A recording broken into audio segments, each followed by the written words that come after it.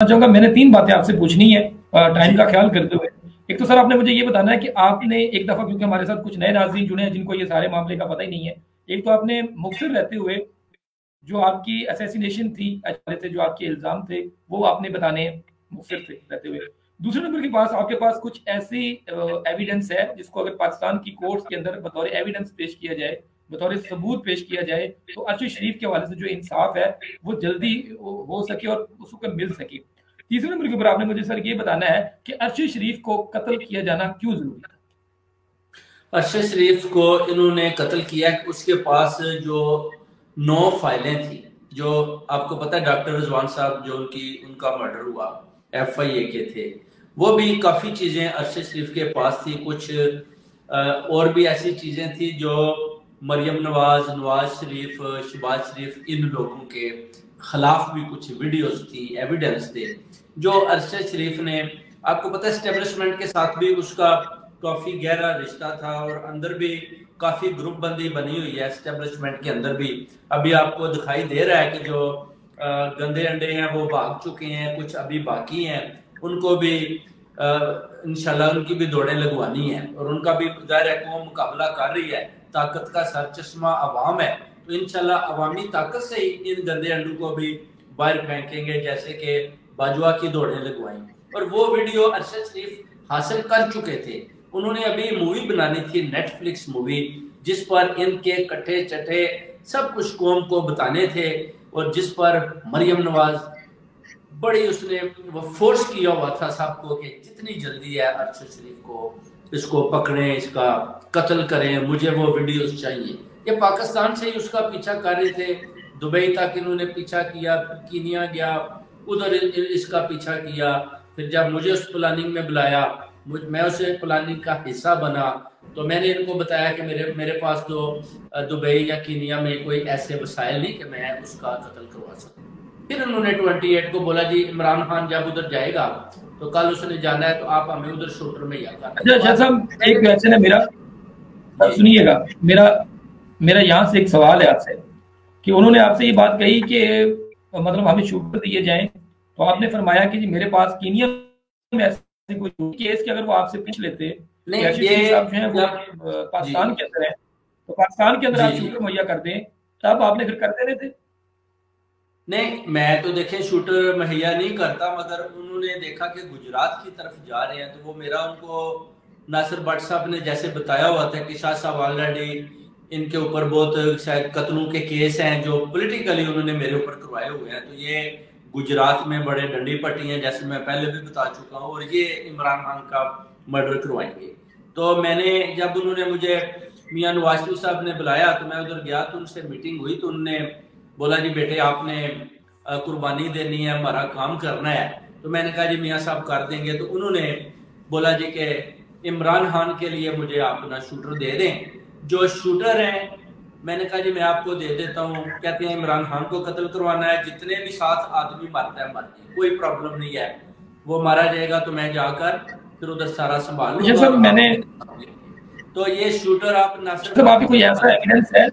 मैंने कहा जी मैं नासिर भट्ट साहब आपके पास कोई ऐसा एविडेंस है जिसको पाकिस्तान में बतौर एविडेंस पाकिस्तान की कोर्ट्स में किया जाए, कोई ऐसी चीज, कोई ऐसा एविडेंस इन लोगों के खिलाफ जिनके खिलाफ आपने असैसिनेशन की है कि ये conspiracy to death of Arshad Sharif के हवाले से जो आपने बताया है कि उनके अंदर ये मुलव्वस थे, तो कुछ ना कुछ आपके पास ऐसा है जिसको लंदन की कोर्ट्स के अंदर नहीं, पाकिस्तान की कोर्ट्स के अंदर अगर पेश किया जाए बतौर एविडेंस, तो ये सारा मामला जो है ये जल्दी सॉल्व आउट हो सकता है, उनके जो कातिल हैं उन तक पहुंचा जा सकता है। कुछ है आपके पास ऐसा?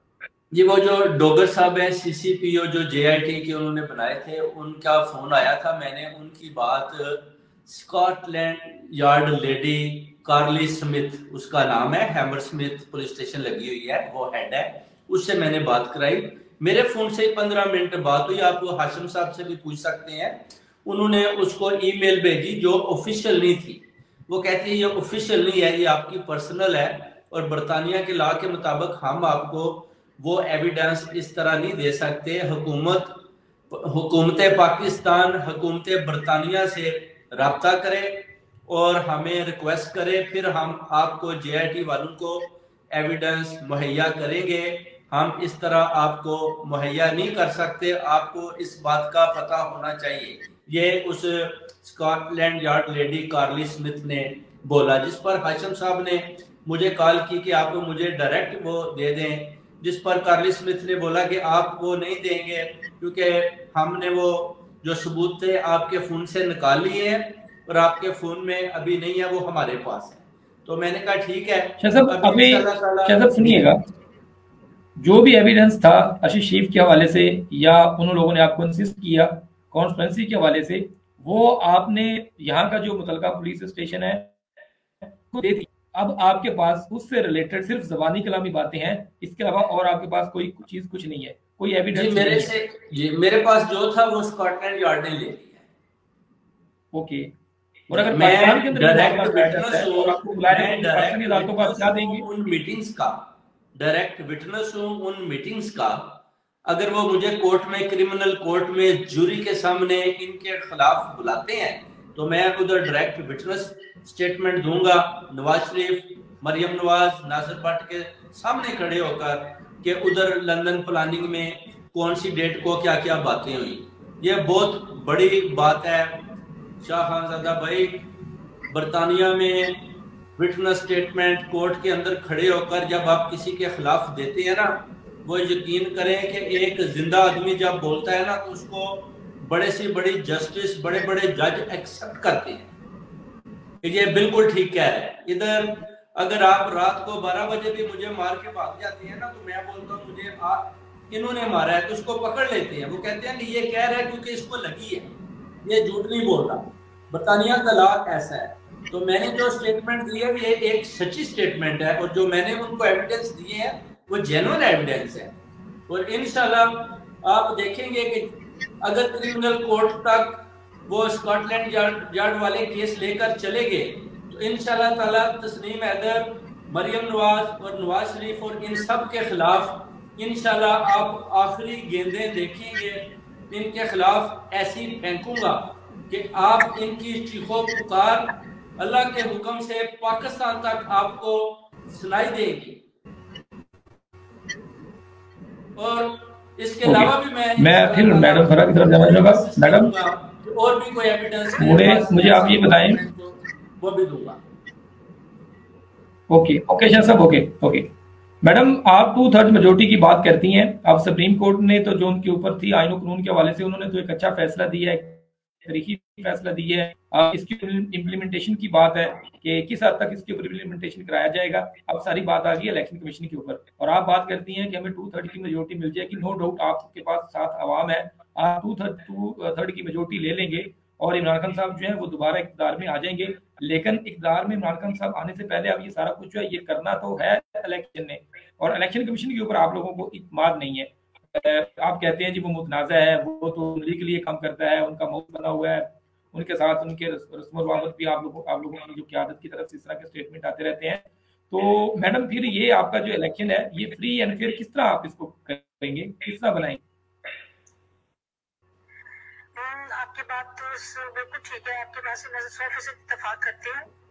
मेजोरिटी अगर देखी जाए तो अवाम की मेजोरिटी जो है ना इस वक्त खान साहब के साथ है। आइन और कानून की अगर आप बात करते हैं तो बिल्कुल सुप्रीम कोर्ट ने बहुत अच्छा फैसला किया। इम्प्लीमेंटेशन की बात करते हैं, अब यही तो देखना है कि पीडीएम वाले जिस तरीके से अपने चाल बुन रहे हैं या चालें चल रहे हैं, मुख्तलिफ तरीके से तरीके इंसाफ के लोगों को डरा धमका रहे हैं और झूठे इल्जाम लगा रहे हैं कि वो हमसे चुपके हमसे मिलना चाहते हैं। हालांकि कोई भी पीटीआई का कोई भी वर्कर, जहाँ तक मैं समझती हूँ कि कुछ हो जाए, दुनिया इधर की उधर हो जाए, खान साहब का जो चाहने वाला है ना वो कभी भी नून लीग में तो किसी सूरत तक जिंदगी में नहीं जाना चाहेगा, वो तस्वुर भी नहीं कर सकता। क्योंकि एक झूठी जमात जो है ना उस पर हम जैसे जो नजरियाती वर्कर्स हैं, जो हम लोग हैं, हम लोग तरीके इंसाफ के खान साहब के कभी तस्वुर भी नहीं कर सकते। बाकी जहाँ इलेक्शन कमीशन का ताल्लुक, इलेक्शन कमीशन को इस बारे में फैसला करना पड़ेगा, क्योंकि अगर सुप्रीम कोर्ट ने फैसला दे दिया है तो इलेक्शन कमीशन को अपनी इज्जत बचाने के लिए ये सही फैसला करना पड़ेगा। और इसमें उन्हें अवाम की जो ताकत है, अवाम को जाहिर बात है अवाम ने फैसला करना है, उस फैसले को इलेक्शन कमीशन को भी मानना होगा। और फिर इलेक्शन हमें हम लोग खुद, हमारे तहरीक इंसाफ के जितने भी लोग हैं, हम लोग खुद अपने वहाँ पे ड्यूटीज देते हैं, मेहनत करते हैं। जो हम लोग अच्छा, अब मुझे आप एक बात बताएं, 2013 के इलेक्शन में आपने अगर याद हो आपको तो आपने देखा होगा 2013 के इलेक्शन में ये नवाज शरीफ साहब को जितवा दिया गया, रात रात बैलेट चेंज कर दिए, लेके उड़ गए। अब अभी रिजल्ट अनाउंस नहीं हुआ, अगले दिन रिजल्ट अनाउंस होना था। अभी तो वोटिंग जारी थी और उसकी गिनती जारी थी, अभी गिनती हो रही थी वोटिंग की, कितनी वोट लिस्टें हैं, कितने वोट पड़े हैं, कितने नहीं पड़े हैं। रात को ही उन्हें ख्वाब आ गया, उन्हें पैगाम दे दिया गया नवाज शरीफ साहब को कि आप जीत गए हैं, और रात को 11 बजे वो ऐलान कर रहे हैं कि क्या वो जीत गए। ये धोखा जो होता है ना, अल्लाह ताला दिखाते हैं कि इन लोगों को धोखा ये अल्लाह ताला ने दिखाया, ये इनको दिया हुआ धोखा सामने आया कि आज वो ऐसे भागे दवाई लेने के लिए कि वो लंदन से अभी तक वापस नहीं आए, क्योंकि उनके मर्ज की दवा उन्हें वहाँ मिल ही नहीं रही है। अगर मिलेगी तो पाकिस्तान में उनके मर्ज की दवा है। और ये सारी जो आवाम है ना, पाकिस्तान तहरीक इंसाफ के जितने भी खिलाड़ी है, सारे उनके मर्ज की दवा है। बाकी ये है कि 2 तारीख अक्सरियत से हम लोग यही इस चीज का यकीन रखते हैं, क्योंकि खान साहब की मकबूलियत माशाल्लाह बहुत ज्यादा है, और खान साहब ने हक और सच की बात की है। जमहूरियत के हवाले से बात की है खान साहब ने, और जमहूरियत की बुनियादी तारीफ से अगर मुतारिफ करवाया है तो खान साहब ने करवाया है। तो जमहूरियत क्या है? जमहूरियत में इदारे भी मैडम, मैं आपकी बात को थोड़ा रिजेक्ट करना चाहता हूँ। आज इमरान खान साहब के साथ कुछ अमेरिकी लोग आए हुए थे, वो मिले हैं, उनका कोई बता सकती है क्या मोटो था मिलने का? और उसके बाद आप लोगों ने जेल भरो तहरीक भी खत्म कर दी है। मेरी बात सुने, जेल भरो तहरीक का खान साहब ने कहा था। बात यह है कि जब इलेक्शन अनाउंस हो गए हैं, एक बात गौर करने वाली बात है, खान साहब से तो कई लोग मिलने के लिए आते हैं, अमेरिकन एम्बेसडर मिलने के लिए आए, लंदन से एम्बेसडर मिलने के लिए आए, कोई भी खान साहब से सब मिल सकता है, सब लोग मिल सकते हैं, सब लोग मिल के जा रहे हैं। अब बात यह है कि अगर देखा जाए कि सुप्रीम कोर्ट ने जब फैसला दे दिया तो फिर जेल भरो तहरीक का कोई सवाल ही पैदा नहीं होता। मैडम सुनिएगा, जब आपने जेल भरो तहरीक का आगाज किया था ना, जब आप जेल भरो तहरीक को शुरू करने थे, आपका ये मोटो था कि हमारी जबरी गिरफ्तारियां हो रही हैं, हमारे लोगों को, हमारे कारकुनों को गिरफ्तार किया जा रहा है। इस हवाले से हम जितने भी लोग हैं पाकिस्तान तहरीक इंसाफ की क़यादत में और उनके वोटर हम खुद को पेश करेंगे, एक ये भी तो मोटो था ना। तो अब आपको क्या यकीन होगा कि अब आप नेक्स्ट आपको गिरफ्तार नहीं किया जाएगा? आप ये बात करती हैं कि जी इलेक्शन अनाउंस होने तो इलेक्शन की डेट मिल गई है, तो साथ में आपका ये भी मौक़िफ़ था कि जनाब हमारी जो है ना वो गिरफ्तारियां होती हैं जबरी, तो हमने जरा इसके हवाले कोई थोड़ा सा उनको टफ टाइम देना है। तो आपको कैसे यकीन है कि अब नेक्स्ट आपकी गिरफ्तारियां नहीं होंगी? आप ये कह रहे हैं कि अब हमें तसल्ली हो गई है कि अब इलेक्शन अनाउंस हो गए हैं, तो ऐसा कुछ नहीं होगा, वो हम गिरफ्तार नहीं करेंगे। मैं आपको बताऊं, अब ज्यादा तंग करेंगे। मैं आपको अंदर की बात बता रही हूँ, अंदर की बात, मैं तो किसी से मैं अपने तजर्बे की बात बता रही हूँ कि अब ज्यादा तंग करेंगे। अब ज्यादा क्या तंग करेंगे? वर्कर्स को तंग करेंगे, ठीक है। उन्हें बहुत शौक है ना पीडीएम को, राना सनाउल्लाह साहब को बहुत शौक है कि इनको पकड़ो, इनको मारो, इनको ये कर दो। क्या तो कुछ नहीं किया, शीलिंग के पथराव किया, गोलियां बरसाई, रबर की गोलियां बरसाई थी, कितने लोग जख्मी हुए, कुछ जान से भी गए। उन्हें बहुत शौक है, ठीक है, पाकिस्तान तहरीक इंसाफ के लोगों को तंग करने का बहुत शौक है उन्हें, तो वो करेंगे तंग। जो मैं देख रही हूँ, या मैं समझ रही हूँ कि वो तंग करेंगे, लेकिन हमें इसी चीज को तो पता जाना है। और खान साहब जैसे हमें कहेंगे, जिस तरीके से वो हमें कहेंगे, हमने उस पे ही अमल करते हुए आगे बढ़ना है। अमल वो तैयार करेंगे, वो क्या कहते हैं कि सैटरडे को क्या वो करते हैं। लेकिन जहाँ तक ये बात है कि जेल भरो तहरीक का आगाज किया था खान साहब ने, वो सिर्फ इसलिए किया था कि ये लोग बार बार कहते उसको पकड़ लो, उसको पकड़, उसको पकड़ लिया, उसको पकड़ रहे हैं, क्यादत को कभी केपी से पकड़ रहे हैं, कभी इस्लामाबाद के मुद्दों को तंग कर रहे हैं, कभी कहीं से तंग कर रहे हैं। तो इसलिए खान साहब ने कहा था कि इतना शौक है ना इन्हें, तो फिर इस तरह करो, सारे चलो जेल भरो, जेल भर दो, ताकि इनका शौक एक भी दफा में पूरा हो जाए। ठीक है, अब जो फैसला दे दिया है सुप्रीम कोर्ट ने, इसके बावजूद भी मैं आपको बता रही हूँ कि ये तंग करेंगे और इससे ज्यादा करने की कोशिश करेंगे, और लोगों को डराने की, धमकाने की बहुत कोशिश करेंगे, लोगों को खौफजदा करेंगे, मुख्तलिफ किस्म की अपनी चालें चलेंगे। लेकिन मैं समझती हूँ कि अगर तहरीक इंसाफ का एक वर्कर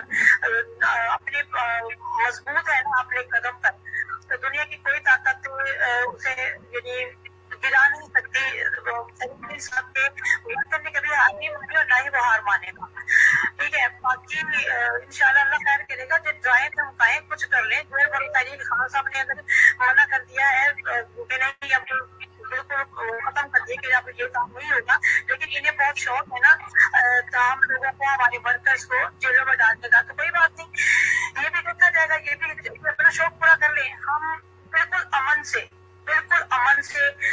जैसे खान साहब ने कहा, जमहूरियत का मकसद ये होता है मेरे भाई के तसल्लुम से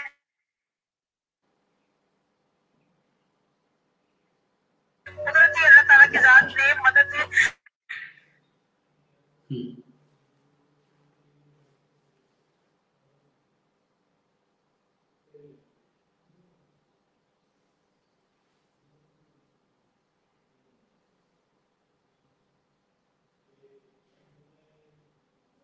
आवाज आ रही खान ज़्यादा सब? हम डटे हुए हैं, हम खान साहब के साथ हैं, हम जान देने की हद तक खान साहब के साथ हैं, हम पीछे नहीं हटेंगे। हाँ जी ठीक है। खान साहब का मौका था, वही हमारी जिंदगी की आस उम्मीद है, जो खान साहब का मौका था हमारी जिंदगी की आस उम्मीद है। ओके जी ठीक है मैडम। जैसे मैं दोबारा फिर से आपकी तरफ आना चाहूंगा। मेरे से क्वेश्चन ये है कि पाकिस्तान के अंदर जितने भी हाई प्रोफाइल मर्डर हुए हैं, जिसमें भुट्टो साहब का कत्ल हुआ, लियाकत अली खान साहब का कत्ल हुआ, बेनजीर भुट्टो साहब का कत्ल हुआ, ज़िया-उल हक साहब का कत्ल हुआ, मतलब जितने भी हाई प्रोफाइल मर्डर हुए हैं, चौधरी ज़हुरुल्लाह साहब का भी शहादत हुई थी, लोग हैं, उनका आज तक कोई बंदा ना तो उनके खिलाफ साजिश करने वाले पकड़े गए, ना ही उनको मर्डर करने वाले पकड़े गए। तो आप कितने मुतफिक हैं, कितने आपको जो है पूरी उम्मीद है कि जिन्होंने साजिश की है उनकी साजिश भी सच्ची आप साबित कर सकेंगे और उनके जो उनको जो कत्ल करने वाले लोग हैं वो भी मंजर आपके ऊपर आ जाएंगे? एक बात। दूसरी नंबर पे मेरा आपसे ये क्वेश्चन है, क्योंकि टाइम हमारे पास काम है, कि एक आम आदमी या जो सहाफ़ी है, जो भी सहाफत से उसके पास एक प्लेटफार्म है, वो किस तरह अरशद शरीफ के हवाले से जो है वो उसके मर्डर को यानी कि उनके कातलों को पकड़ने के लिए वो क्या रोल प्ले कर सकता है, ये जरा बताइएगा। देखें जी, इधर तो जो आप कोई भी ऐसा केस होता है जिसमें क्रिमिनल एक्टिविटीज होती है, किसी का मर्डर होता है, तो डेफिनेटली आप जो पुलिस है, स्कॉटलैंड यार्ड मेट पुलिस है, टॉप क्लास है, पूरे वर्ल्ड पर इनकी जो अप्रोच है वो जबरदस्त है। तो आपने तो उस इदारे को ही बताना है ना कि इधर क्या हो रहा है, तो आप विटनेस भी बन जाते हैं, स्टेटमेंट भी देते हैं, फिर इनका काम है कि आगे इंक्वायरी करनी। जिधर जिधर इनको मेरी जरूरत है मैं इनके पास हूँ, जब भी मुझे बुलाते हैं मैं जाता हूँ, जब भी फोन करते हैं मैं उठाता हूँ, प्रोटेक्शन भी दिया। अब इन्होंने पकड़ना है, मैंने एविडेंस दे दिए, मैंने अपनी इनको सारी जो हकीकत थी वो बयान कर दी। जो 3 स्टेटमेंट्स हैं जिसमें अरशद शरीफ पर उन्होंने तशद्दुद वाली वीडियो मरियम नवाज के फोन में जो मैंने देखी वो भी बताई, तो वो भी उन्होंने बोला ठीक है आपकी ये भी स्टेटमेंट फैक्चुअल है। तो अब उन्होंने इस केस को लेकर CPS से पास करके ऊपर चले गए हैं। अब वो जो ऊपर वाला अदारा है इनका, वो टॉप क्लास है, वो हाई प्रोफाइल केसों को देखता है।